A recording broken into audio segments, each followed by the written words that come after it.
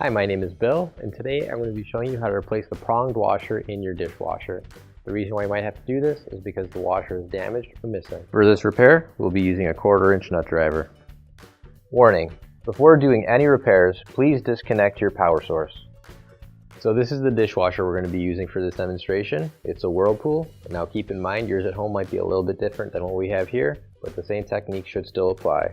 Also keep in mind, we don't have a countertop for this, so we're actually using some weights to keep it weighted down so it doesn't tip over on us. So you might want to consider that when you're at home, and if you have to take out your dishwasher, make sure that you're not doing anything to tip it over and make it fall on you when you're doing a repair as well. Now before we deal with anything with this terminal box right here, you're going to want to make sure that the power is turned off for this. So if it's connected just straight to the power, you're going to want to go to your fuse box, because right behind this is where you're going to get your power from.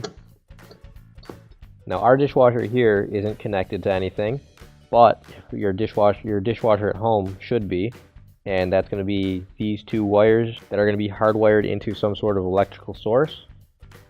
So again, these two right here are going to go through a plug right there that goes into your electrical, into your house. So you're going to want to turn off that fuse box before you deal with anything over here. So now right here we have our grounding screw, and behind that is supposed to be a pronged washer, which we actually don't have there. So we're going to remove the screw first.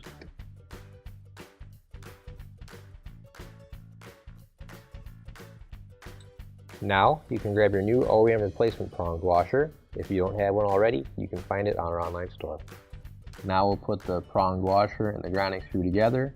You're going to want to make sure that the prongs face inwards, because when you put this on, it's actually supposed to also be attached to a grounding wire which goes onto here, and you don't want the prongs to be facing the wrong way, because if you do, you can accidentally tighten it, and you can tighten it too much onto that other wire and damage that wire. So that's why the prongs face out like this, so that the wire has a little bit of breathing space in between there. And so now I'll put our screw back in place. And keep in mind, as I said before, you'll actually have hopefully some kind of electricity wired into your dishwasher at home. Otherwise your dishwasher probably won't be turning on. But we don't have that on our dishwasher model here right now. It's not connected or anything, it's just a display model for these purposes. And now I'm going to put our terminal box cover back into place. So there's two metal tabs that are going to go into the slots, and that acts like a hinge almost. And then close that up, and we can screw it back on. There we go. And once you've done that, you can turn everything back on, and your repair is complete. Finally, don't forget to plug in your appliance. If you need to replace any parts for your appliances, you can find an OEM replacement part on our website, PCApplianceRepair.com. Thanks for watching, and please don't forget to like, comment, and share our video.